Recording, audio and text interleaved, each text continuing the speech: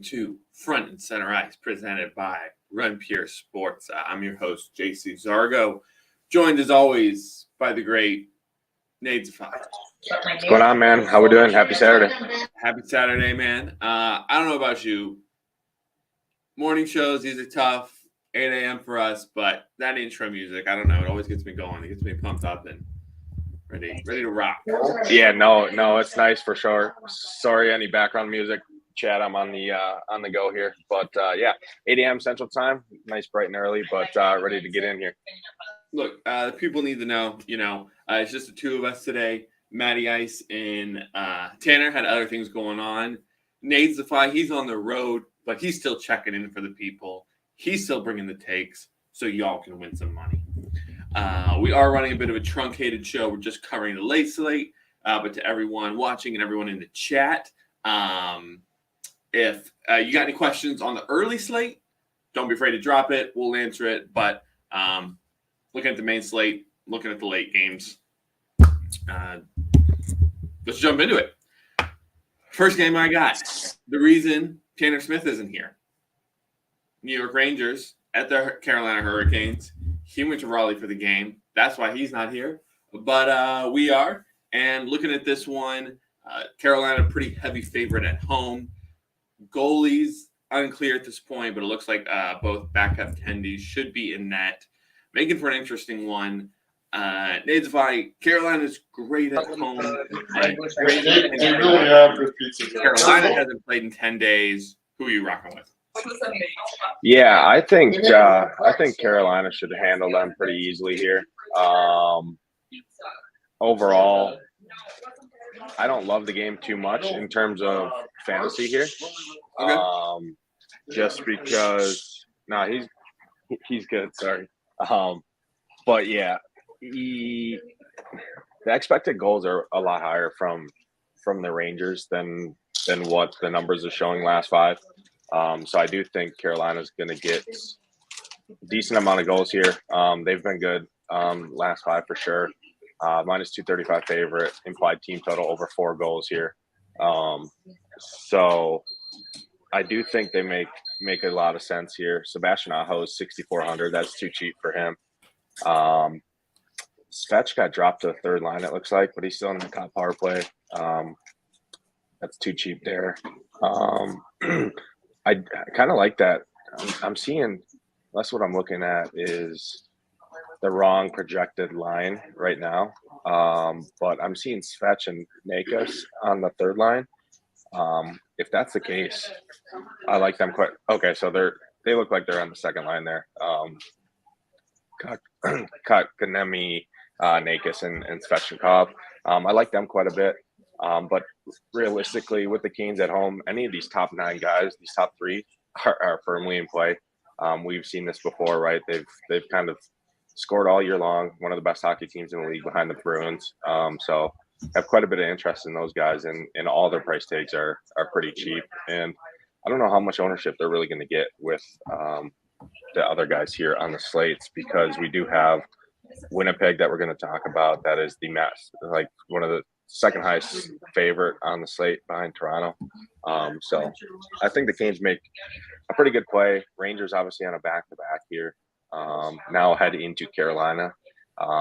Doesn't bode very well because obviously we know the Carolina team that's at home, right? How good defensively they are. So not too much interest there. Yeah. Okay. Any love for Tarasenko though? I mean, netted one his first game with the Rangers. Seems to be a nice addition there.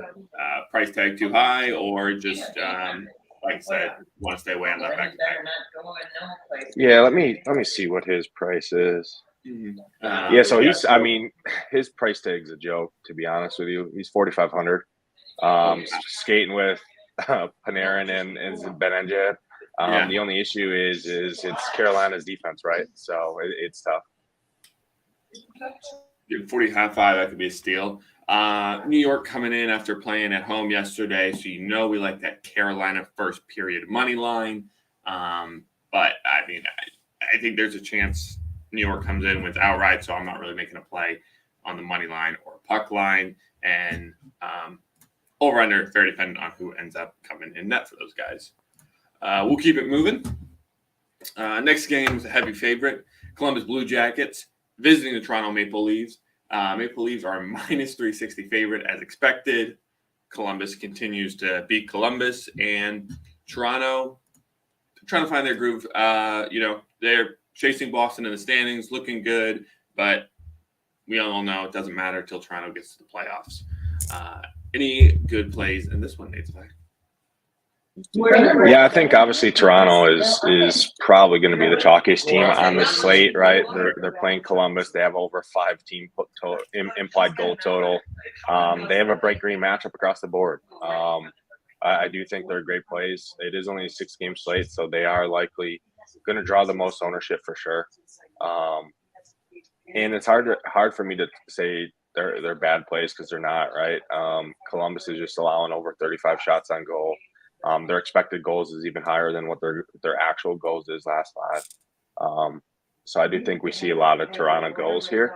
And their price tags are pretty fair. I mean, Tavares is only 7,200. Obviously, Matthews is still out, right? So Tavares slid up to that top line with Marner and Bunting. They make for a great play. But I kind of like this second line a little bit more here with Nylander, Kerfoot, and Jarnkrok. Jarnkrok's been playing great all year, so is Kerfoot. Nice little discount there off that top line. And could be a little bit sneakier here for Toronto than that top line. Obviously, you can play any of these top 6 pretty much for me. They're all in play, I think. Columbus on the other side, that top line with Johnny Hockey, Laine, and Jenner, I think are definitely in play. But there's cheap guys like Marchenko, Kent Johnson, and Cole Cylinder, that second line there for Columbus. Won't really fault anyone for going to them just because at their price tags, they've been known to score goals all year. And Toronto can be leaky at home. They're not super suffocating defensive hockey team. I mean, they're allowing right over 3 goals per game last 5. So I do think it's pretty interesting if you want to go there. And it is one of the 6.5 totals on the slate. So I do think we see goals on both sides here. Yeah, so these teams played yesterday in Columbus. They traveled to Toronto today. And I am seeing that it looks like Joseph Woll might get his the first start of the season. He played in a few games last year. Looks like they called him up again to run it. Any concerns there on the Toronto side and the fact that, if it's not Samsonov in net, could allow more goals for Columbus? Yeah, absolutely. That just bodes better for these Columbus guys. And, I mean, if you really want to get gutsy here, you could possibly look at a Columbus money line, right? Like, I mean, a dude making his first start. They just played last night. Columbus has some – I mean, these guys are all out there just playing, right? They're not going anywhere this season. They're just out there, maybe make a statement and say, hey, Toronto, you're kind of sleepwalking over us, and maybe they come in and steal one here. So, yeah, I completely agree. At plus 280 could be a great play. Even if you want to, I wouldn't play the spread because I feel like either Woll has a great first game, knocks them out, or Columbus wins outright. So if you want to make a play, I think the only play is Columbus Blue Jackets money line.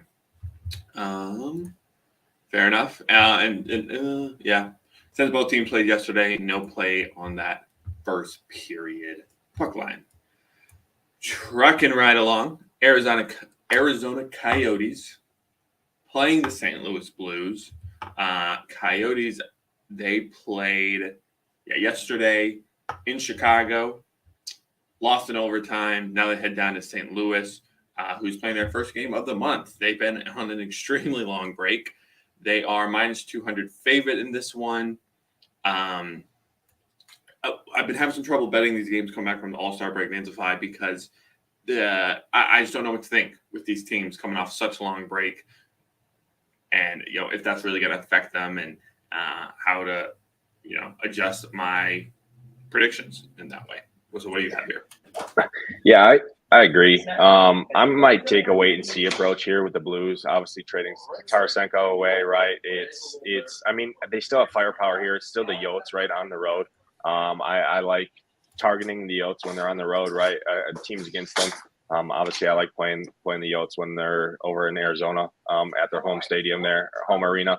They just get up right in that college arena there. 5,000 people in there. Arizona hockey, right? 80 degrees outside, and they're playing hockey in the building, so it's kind of nice. But I do think them being in St. Louis here, St. Louis is a better hockey team. The only issue, I mean, so I'm looking at these lines right now, and I can see scoring coming from all top of these, all 9 of these top 3 lines here. I mean, Noah Kari has been known to score. Barbashev can score. Sammy Blyce isn't great. I wouldn't play him. But really, these top 6, I mean, Bobby Thomas, Jordan Kyrou, Braden Shen, Ryan O'Reilly, auto parts there is what I like to call them. Busnevich and Brandon Saad. I think any of those top 6 for sure are in play here against the Yotes. Preferably, I mean, Jordan Kyrou on that second line, he's got 21 shots on net over his last 5, 2 goals, 2 assists. I mean, he's a little bit pricey, but it's hard to argue that kind of production, right? I mean, over 20 shots on net in 5 games, that's pretty incredible. Ryan O'Reilly's right there too, 14 shots over his last 5, has a goal, no assist or anything. He sees about 19 minutes on the ice. So I think he's an interesting play too. And then a guy like Braden Shen has a pretty fair price tag, 11 shots on net over his last 5, 2 goals and assist. Going to see roughly over 20 minutes of ice time. So I definitely think he's pretty interesting. On the Coyotes side here, let me pull them up here. Sorry, operating off one screen is kind of throwing me for a loop a little bit. No, you're good. I'm just checking because I thought O'Reilly was injured, but I could be wrong on that. I'm seeing him slotted back in here on daily cool. face off. So yeah, I think he's back. Fantastic. Which definitely gives them a boost, right? So for the Coyotes, I mean, Barrett Hayton, it's hard to argue this dude's production. I mean, this kid is a stud. He still remains cheap on DraftKings. He sees close to 20 minutes ice time. He's got 18 shots, 2 goals and 3 assists over his last 5. That's hard to argue. It is the Blues that he's playing, but we've seen Benny and definitely be pretty leaky, right? And if we do get Greaseball in that definitely gives a boost to Arizona, in my opinion, because he's terrible. Guy like Nick Schmaltz, Clayton Keller. So I would, for the Yotes, I would really probably just stick to that top line just because that's where all their production comes in. If you're going to venture outside of that, I would play a guy like Nick Bjugstad, just because he's, I think, 3,200 on the DraftKings side. Has 14 shots and a goal over his last 5. Does pick up some blocks too there. So has a pretty solid little floor at 3,200. I don't think he sees any power play time, but I think that's still a fine value play. And it is only a 6-game slate here. So I mean, some of these guys aren't as thin as they would be, right, if it was a 11, 12-game slate. And then Jacob Chychrun, obviously you can always play this dude. He's a stud. I want him in Minnesota. But we'll see if that happens. Right on. Yeah. Like, I don't really see a smart play here, as I said, with, because you just never know what you get with Coyotes. They are the Coyotes, and you don't know how things are going to be affected with Tarasenko. Might be on the shot for O'Reilly. Those haven't been released yet. Definitely something to look out for, because without Tarasenko on the ice, he'll definitely get more looks. But I personally don't have a play on the spread or money line. Jumping ahead, we have the New Jersey Devils at the Minnesota Wild. This is an interesting one. Jersey's been on a tear since returning from break. Beat Vancouver, beat Seattle 3-1. And Minnesota has just looked terrible since the All-Star game. They've recorded just 4 goals in their last 3 games. They got blown out by Vegas 5-1. So today they host Jersey as a favorite, but based on how these teams are playing, I'm going to be all over that plus money that comes on the New Jersey money line. Where are you at on this one, Nate? Yeah, I'm going to be on the other side of the ship from you. So it's Zargo versus Nades here because I do think the Wild win here. I know the Wild haven't been great since the All-Star break, but it is still Minnesota hockey. It is still Minnesota on home ice. And looking across my matchup sheet, they are stone red in every category against them on home ice. We talk about all the time. And Jersey, I think, is still without Jack Hughes, right? Let me see. I think Jack Hughes is still out, right? He's still out. Yeah. So, I mean, that is a huge loss, right? Because you talk about if Jack Hughes is back, Eriksson Ek is going to have to choose what line he's going to stick on, right? Is he going to stick on Jack or is he going to stick on the Nico Hischier line, right? Now he doesn't really have a choice, right? Like he's just going to take that top line and Nico follow them around. And this scoring is going to have to come from guys like Igor Sharangovich and these other Dawson Mercer type guys, right? That Jersey has, these depth guys. Can they score? Yeah, they can. But I do think, I mean, the expected goals over the last 5 for New Jersey is even worse than it is. So it's even more favorable to target teams against them than what their actual last 5 numbers are showing. Like expected goals against is nearly 4 goals per game on the road for Jersey last 5. So I think this definitely bodes well for Minnesota and could be a buy low spot on them, right? Like, I mean, you can get Krill the Thrill here. Let me see. Hold on. Let me pull up Minnesota. Yeah, so my interest for Minnesota is certainly Krill, Hartman, and Zuccarello. The reason being is Dino's going to give them the best possible matchup they can see with Ek taking that top line, right? I think they're going to have a pretty favorable matchup for sure. So I like them quite a bit. They're pretty reasonable priced in fantasy. Matt Boldy, it's hard to ignore. He's got 22 shots on net, 2 goals and 2 assists over his last 5. He's right around 20 minutes per game. So I definitely like that quite a bit as well. On the Jersey side, it's my interest starts and ends with Dougie Hamilton. I mean, this dude is absolutely a walking flamethrower right now, averaging roughly 30 DraftKings points over his last 3, which is incredible to say. So I like him quite a bit, but I'm definitely on the Minnesota side for sure. Okay. Hearing that you're so heavy on Minnesota, I would definitely like the under then, because the only way these teams, the only way Minnesota's going to be able to run with Jersey is if they're able to keep the scoring low. So I definitely think that equates to a nice under. I definitely do. Yeah, I think we see the under in this game.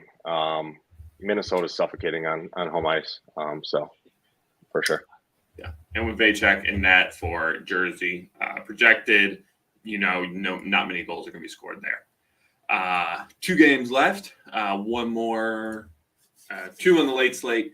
Chicago at Winnipeg. It's an interesting one. I don't know if you saw, but Kane was quite upset. Tarasenko got the call to New York because if there was one place he was willing to go, it was the Rangers. But alas, he remains in Chicago, where he may for the remainder of the year. That remains to be seen. Chicago coming off an overtime winner against Arizona, and Winnipeg, they're playing their first game of the month. Haven't played the entire month of January. Are they rested? Are they rusty? Tough to say. Line in this one, Chicago plus 300. Obviously, with Hellebuck in net, it just seems like a complete smash spot for Winnipeg. Any reason to look at anything Chicago in this one, Nate? No, I think Winnipeg's this absolute smash spot, but that doesn't take a rocket scientist to tell you that. I mean, they're minus 350 favorites for a reason, right? We've targeted Chicago all year long.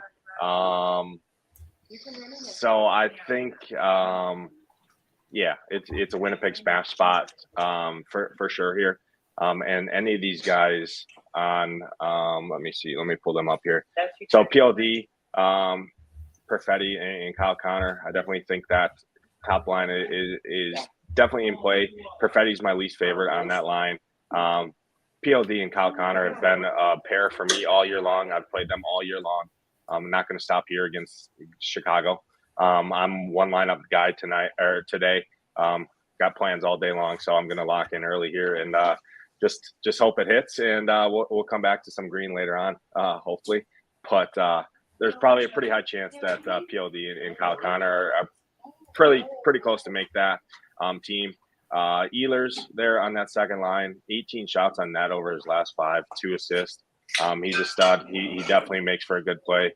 And then Mark Scheifele, 13 shots on that, assist to 3 goals over his last 5. Sees close to 22 minutes a game, which is crazy for a center. So definitely makes a lot of sense there. And then one guy we can't sleep on is my guy Josh Morrissey, right? We talked about him on the All-Star show. I definitely think he's got an outside chance to win that best defensive award right on the year. So I think he's going to gun for it pretty good. Look at his last 5 numbers. He's got 7 blocks, 17 shots, and 2 goals. That's crazy for a D-man. So I definitely have a ton of interest in him. He's right around 26 minutes a game, which is absolutely crazy for a defensive guy. Blackhawks are pretty much a full fade for me. So definitely off them. Yeah, really hard to find value betting wise in this one. Winnipeg is one of the heaviest dogs favorites we've seen all season long. Over under sitting at 6. You could see like a 5-0 win, but even looking at Winnipeg's team total, it's sitting at 3.5 at -150. It's just going to be obvious, going to be a great smash spot, fantastic for DFS, but there are just no bets that translate to being worth it. Even the goal scorers, a lot of them are kind of close at even money, and I just don't really see a smart play here. Last game, Pittsburgh Penguins visiting the LA Kings. Close game, LA receiving a slight edge being at home. Pittsburgh coming off a defeat of Anaheim, and the Kings, another team that hasn't played this month, so they'll try to get it rocking at home. What's your outlook on this one, Nate? Yeah, I'm going to have to fade the Pens here. They just dropped a touchdown last night, but that's the Ducks. Now they come into LA, much better hockey team, and I think LA steamrolls them here. I think LA handles them pretty easily here with them being on the road. Give me the Kings first period puck line, first period over there with Pens traveling. It does look like Jari is going to be in that, though. At least he's projected now. Obviously, it's 8 in the morning, right? So it's tough to really project goalies at this time of the day. So definitely keep an eye on that. Like I said, I'm going to do my best to be in chat and stuff, but definitely have plans going on all day. So I definitely do. And my favorite here for the Kings is definitely that top power play. So they have an absolutely elite matchup on my sheet here. Their home power play over the last 4 games is sitting right around 35%, with penalty kill for Pittsburgh on the road sitting at about a 67% kill, and they give up the 6th most penalties in the league on the road. So that bodes pretty dang well for this Kings power play. And I don't think they're going to see a lot of ownership at all, to be honest with you. Everyone just sees what happened last night, right? With the Penguins, right? But it's the Ducks, right? We've targeted your Ducks all year long. You probably like it, right? They're going to tank for Connor McJesus 2.0, right? Yeah. Bedard there. So, yeah, definitely. But, these Kings, Adrian Kemp, 17 shots, 3 goals, and 2 assists over his last 5. That's a great play there. He's right around 18 minutes a game. Hans Kopitar, he's been having a little bit of a quiet season, right? But he's still secretly putting up numbers. So he's a great play there. 12 shots, 4 goals, 2 assists over his last 5. Anderson Dolan, where'd this dude come from? Because, he's up on that top power play, absolutely producing. He's got 13 shots, 3 goals, and 1 assist over his last 5. I definitely think he's pretty interesting there. He does skate on that third line, full strength wise, so he might see a little bit of a favorable matchup there. So definitely have interest in him. And then Kevin Fiala, it kind of rounds out that top power play interest for me. Drew Doughty, he's fine, but I just don't know if I get to him. He's he's not having the year he had last year for sure. But you could definitely pick up some power play assists there and shots on that. But definitely my least interest of those 5 on that top power play. Dependent Pittsburgh for me. Let me take a look here. I mean, Zucker. I mean, Jason Zucker has been on a tear. I mean, this dude is just firing the puck. He's out shooting everyone on this hockey team behind or on the second line over the last 5, even more than Malkin and Rust. But realistically, any of these top 6 could be technically in play for me just because of their shot volume and their upside alone. But a lot of those shots, right, came last night against the Ducks. So it's tough for me to say. I definitely do think the Kings handle them here. So I don't have a ton of interest in Pittsburgh. Right now, it's looking pretty chalky for me in terms of eating the Winnipeg chalk. I'll probably side with Winnipeg over Toronto here, which should be lower owned, I think. And then fill them out with some Kings for sure, or maybe some of these cheap Blues guys like Noah Kari and stuff like that. Couple call outs on what you're saying. So Dolan, anytime goal scorer, plus 440. Fiala, plus 198. Zucker, plus 270. Great value to be found there. I think this is a great game to target. Again, with those it's tough. It's tough for me to be searching up some of these goal scorers operating off one screen, kind of on the go here. So I apologize for chat. No, you're good. I got you covered.